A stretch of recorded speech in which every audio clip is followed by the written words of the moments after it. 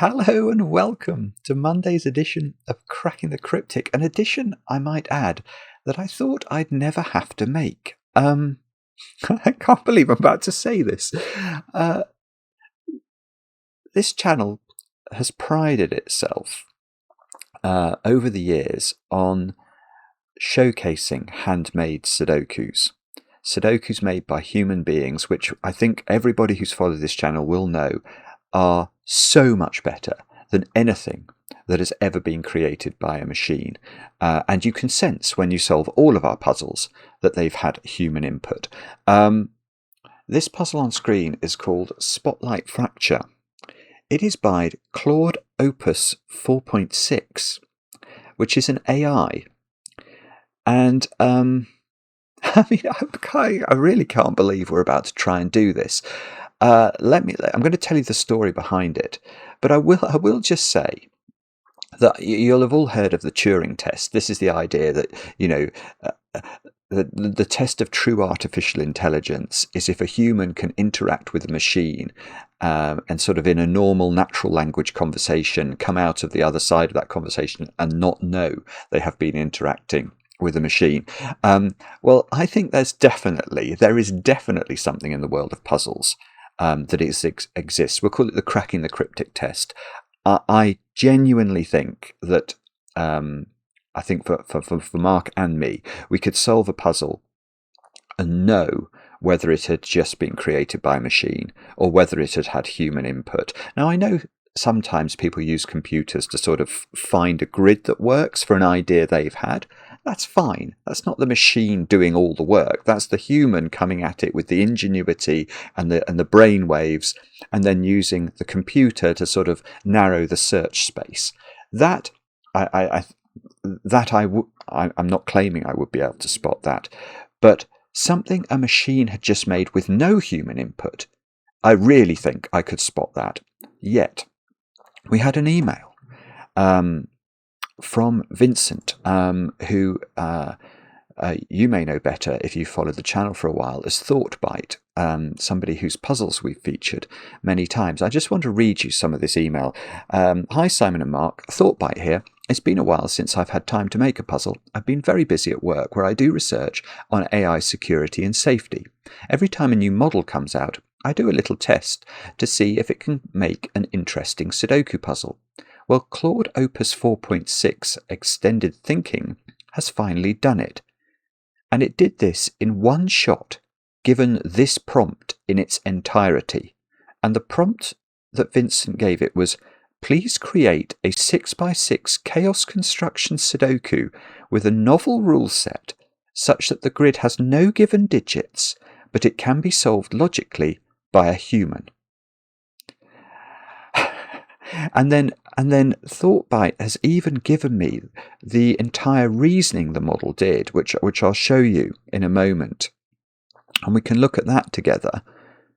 And Thoughtbyte goes on to say that he thinks that this puzzle really does achieve what the prompt requested, and he thinks it's truly incredible that AI created this puzzle in one attempt with just a single prompt and no human editing at all. And he thinks our viewers would find this interesting.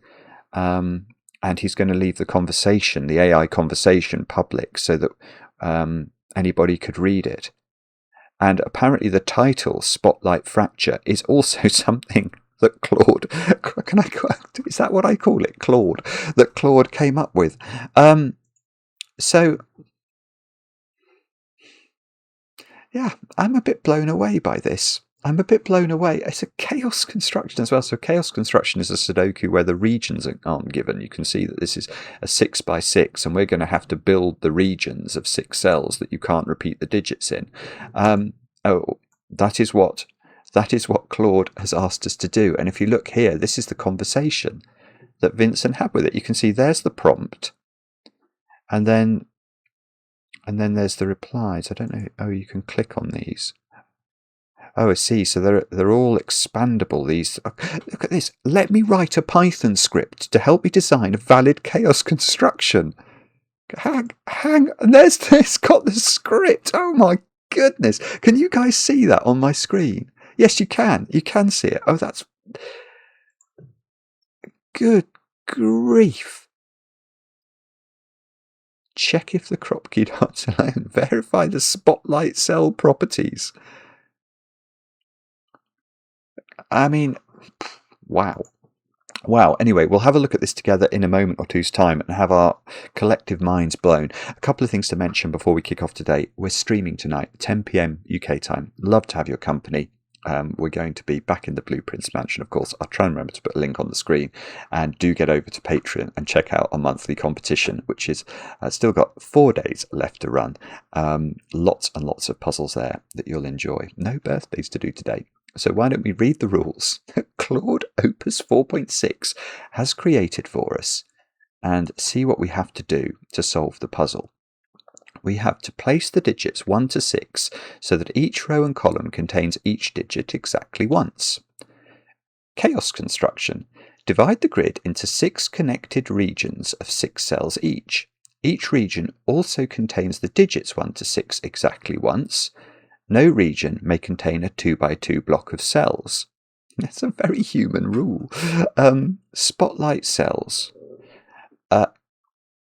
An S cells digit equals the number of its orthogonal neighbours in the same region. Right, so if that cell was a 2, then orthogonal neighbours means shares an edge width. So 2 of those cells there would be in the same region as this 2. Is I presume what that means. Kropki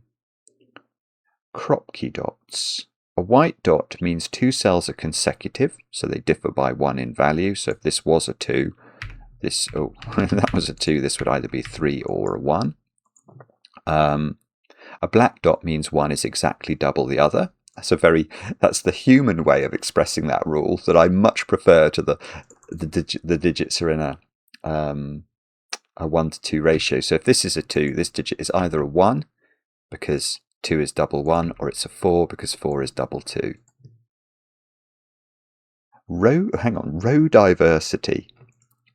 The number 2 beside the top row indicates exactly 2 different regions have cells in that row. Right, so in this row there are only 2 regions visiting it.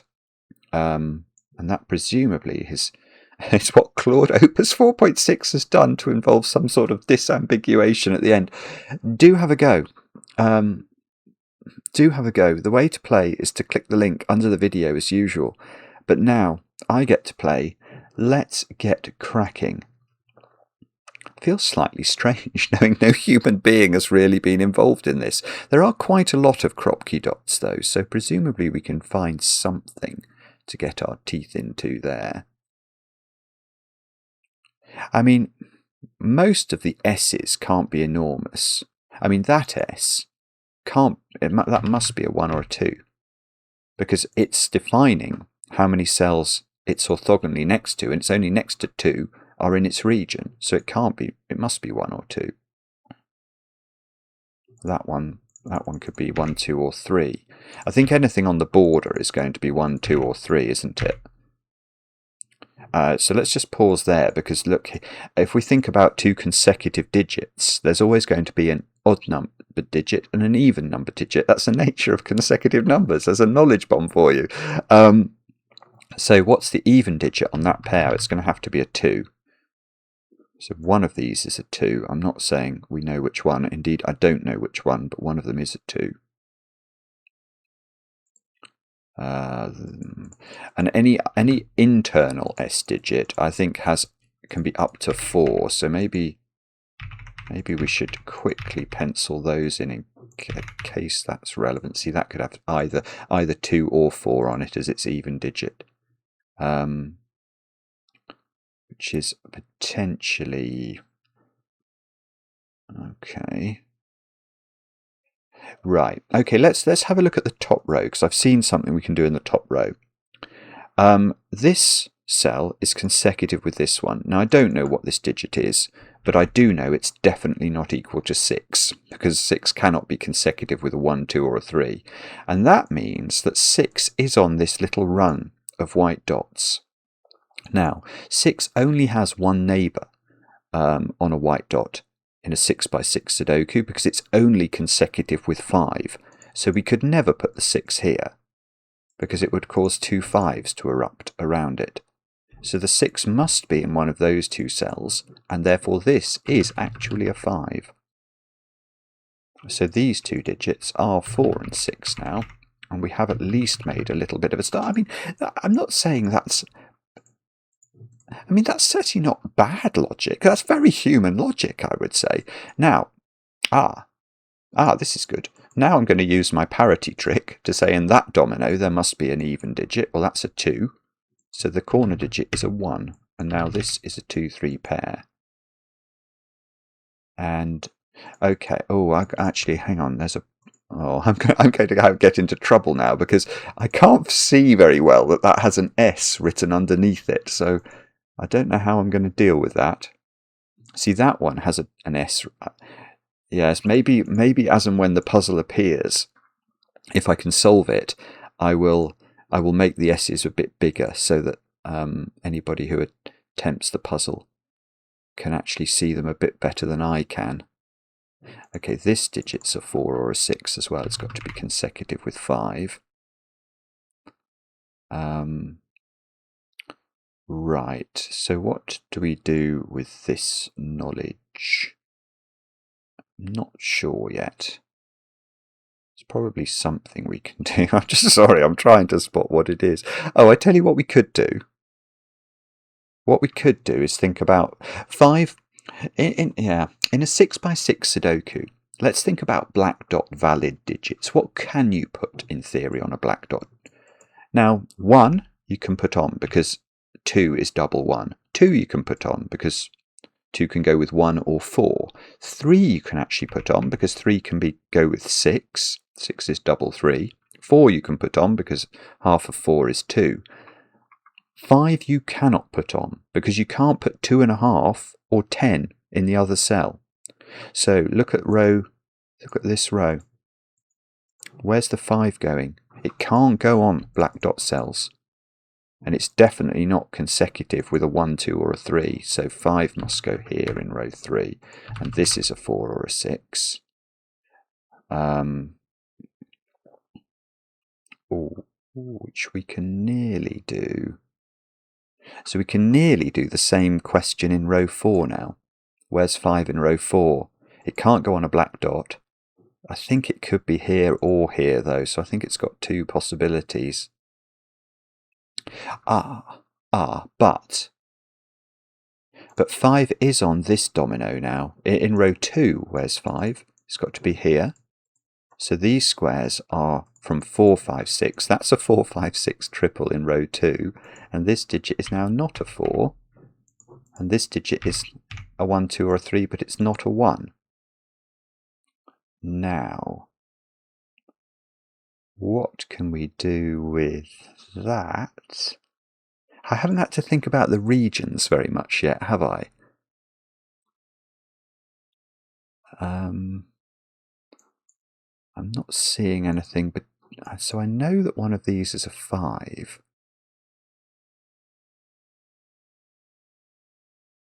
Ooh.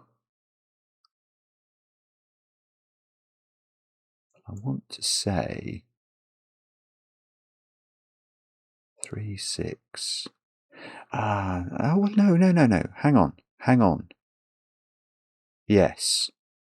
Okay. There's a parity trick. That's really lovely, actually. That's really lovely. I mean, I don't know if the machine intended a human to think about it this way, but look at this 2x2. And look at the collection of white dots. You've got a white dot here, a white dot here, and a white dot here. So there's a parity consideration going on. Imagine this square was odd. Then this would be odd, and this would be even. So there's going to be a sort of a checkerboarding of parity. These two are going to have the same parity, and these two are going to have the same parity. Now, let's think about that in the context of the black dot. What digits can we have across a black dot that have different parity? Well, you could have 1 and 2. That would be okay. And you could have 3 and 6. But those are the only 2 options. Now, if this was 1 and 2, given we know that 5 is on this upper dot, we can't do it, can we? Because if this is 1, 2, the highest that you could get to with consecutive digits in this pair would be a 3, 4 pair. You couldn't get to 5. So this can't be a 1, 2 pair, and it must be a 3, 6 pair. And one of those, hang on, one of those is a funny, an S digit. That doesn't have 6 orthogonal neighbours, so that's the 3. That's the 6. That must be 5 to be consecutive across a white dot, and that's 4, and that works really prettily. 3, 4, 5, 6. I'm really impressed with the machine in that regard. Now that's a 6 now, so that's a 4 in the corner. That's on a black dot, so that's a 2. 3, 1, 2 across a white dot. The top row is done. I haven't really had. Well, I did use it there. I did use the fact that this couldn't be a 6 to get from a region building perspective. So I have used it a little. That's a 4, that's a 1. So this digit is 1, 3, or a 4. Oh, look, we can do our trick here. This is a white dot pair. It must have an even digit on it. That's going to have to be 4, which is consecutive with 3. That means this is a 1. This digit has to be a 4 because it can't be a 1 and it's across a black dot. That makes this one a 6. Now we need 2, 3, and 5 in the row. 2 and 3 are the consecutive ones of those, so we can fill in row 4. That's fine. We said there was a 2, didn't we, originally on this white dot, so that's now placed in this position. There's a 1, 3 pair here, but I don't know if that's resolved yet. This is now a 3 by Sudoku. This is a 4 to be consecutive with the 2. That does the 3 and the 1. That's a 4 in the corner by Sudoku. It has 1, 2, 3, 5, and 6 looking at it. So this is 2. This is 5, 6, 5. We're going to finish. Okay. So we finished the puzzle without really considering the regions, which I think, if we're being honest about it, this would make me suspicious about this puzzle. If this had been set by a human, and it was in front of me to solve in a normal Cracking the Cryptic video, I'd be like, why haven't I had to do more region building? But still, that logic would not have made me think I was dealing necessarily with a machine. So how do we do this then? We've presumably got to use these little things I can't see to build the region. I see there's one there, there's one there, one there, one there, one there, one there, one there, one there. Okay, so there's a whole variety of them. It would be ideal if we could... so look at this one. That has got a 3. So 3 of these neighbours of this cell are in its region. Well, you couldn't put 2 1s in its region because it would repeat. So that's some sort of region plus one of these 2. And now this cell, there was a 2 by 2 rule, I remember, because I was so surprised to see it. This cell is not in the green region because that would be a 2 by 2. So we're going to have a purplification region coming out from there. Same is true for this cell. Look. So this cell has, again, it's got 4 neighbours, but the 2 4s could not be in the blue region. It would repeat the digit. So that's a region. This is now, the thing is that one could be, no, well, I was going to say it could be green, but actually it can't, can it? Because if this was green, the only way of collecting green together in a 6-cell region would be directly. And this does not have a 6 in it, and it has 2 1s, so that won't work. So in fact, this is some new region. I'm not sure if that's important or not, but it's true. So one of these is blue, one of these is green, and from here we will determine how to... Oh, there's a 2 here. That's a rotten 2 actually, because this, let's just show you what I've seen here. This is definitely in, oh no, this is good. It's in the, this is actually really interesting. This is, I mean, I don't know, we can't know whether the machine intended this, but this 2 can't have those ones in its region. It would repeat the 1. So it must take the 3, because there's an S under this 2, and one of these. But now there's a 3 in this region. So it's not green, and it's not blue, and it's not joined to this yellow 1, because one of these is in the red region. So 1, 2, 3, 4. I've got 5 regions now, definitely identified. There are only 6 regions in the puzzle. There are 6 regions of size 6. So, I'll tell you a little point. This cell can't be green, because then that corner cell would be green, and that would be a 2 by 2.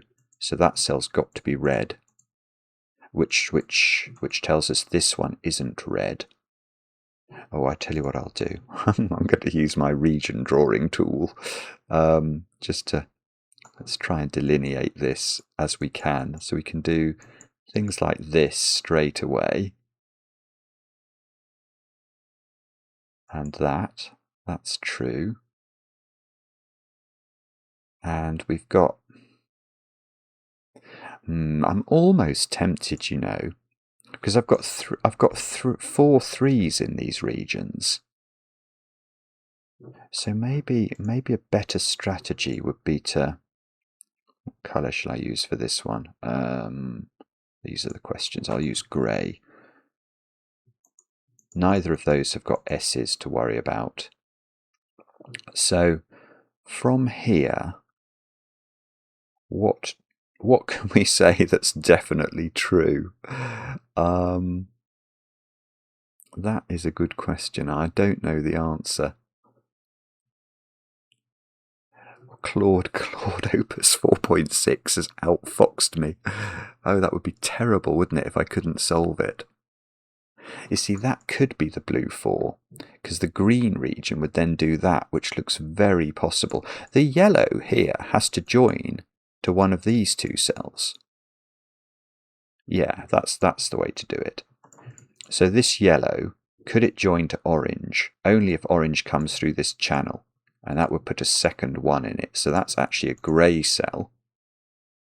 And now the only way that can be grey is if this is grey, because that's more than 6 cell regions.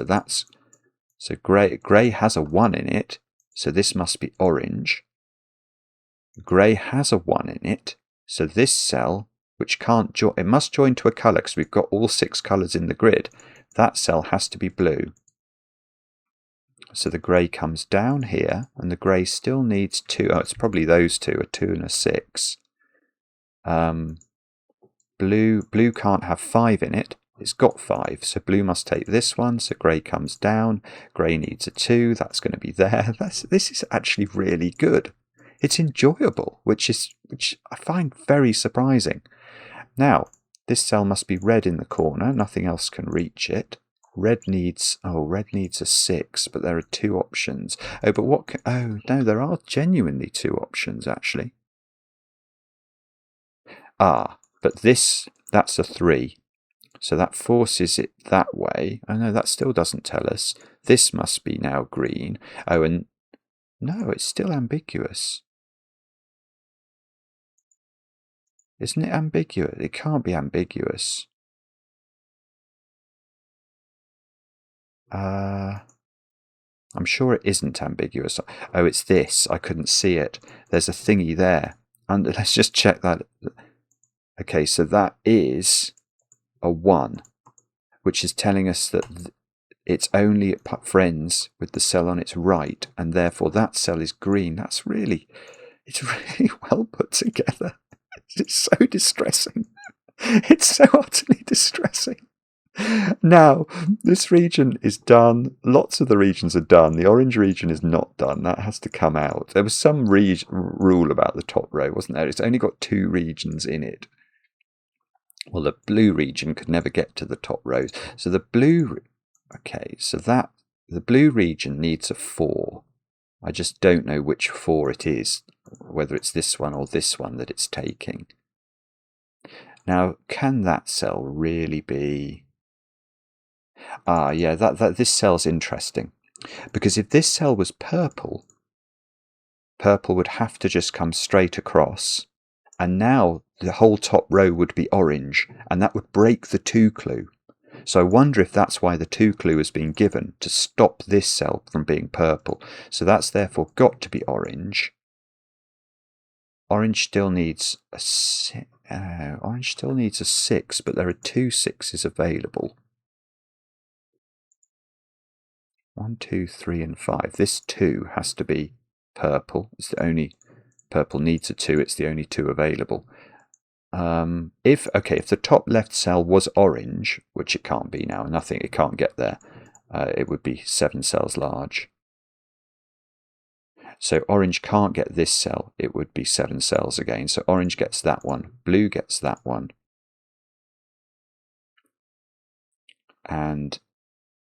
But isn't this ambiguous? Oh no, it's not going to be ambiguous because of this. Good grief. Good grief. This 2 is completing. It's got 2 boundaries. So this cell cannot be anything other than orange. And that is therefore the solution to the puzzle. These are both purple. And that has been made by a machine. That is absolutely... Oh, it doesn't include the solution. Okay, I did like. Should I have clicked like? I don't know. I did like it. I'm sort of a bit blown away by it. Could I have told? If I hadn't read Vincent's email, would I absolutely have known that wasn't set? I would have been suspicious simply because the region building was sort of it was like a separate puzzle that came afterwards. But I might have just thought it was a relatively new human constructor because there was nice logic in that. There really was. I mean, maybe the computer found it by luck.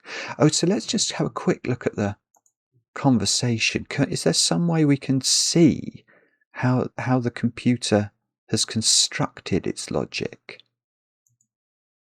Bash. It's done bashing, whatever that is. I mean, this is... Okay, I don't know really anything about computer programming, so I can't. Oh, it's found 0 solutions to something. So it's built a solver, and it has a bug. I wonder how long this took to run this. What would you call it? A script or something? I don't know. Final verification, bash. I don't know. I mean, I'm going to have to look through this in some detail to really try to understand it. But I do think this is quite remarkable. Let me know in the comments whether you had a go. Let me know your thoughts about this. I mean, AI is an emotive topic at the best of times. But it certainly is an interesting topic, and I am fairly blown away. Let me know how you got on with the puzzle. Enjoy the comments, especially when they're kind, and we'll be back later with another edition of Cracking the Cryptic.